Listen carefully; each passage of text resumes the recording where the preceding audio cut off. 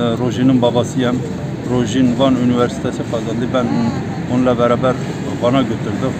Van'da okumak için onu götürdüm. O da okuyacak bir devlet memuru olacaktı, öğretmen olacaktı. Ama ne yazık ki maalesef onun cansız bedeni geldi. Biz çok üzgünüz. 18 gün boyunca orada onu aradık kayıpken. 18 günden sonra da cansız bedeni bulundu. Üniversiteden 24 kilometre ötede cansız bedeni buldu. Bulduğundan da ben kendim onu gördüm. Gittim otopside onu gördüm. Onun vücudunda darp izleri vardı, sırtında darp izleri vardı, yüzünde vardı, morluklar vardı, yüzü şişmişti, tanımaz haldeydi. Yani bu bir cinayettir demesinler, intihardır. İntihar kesinlikle intihar değil, intihar etmemiş. Bu cinayettir.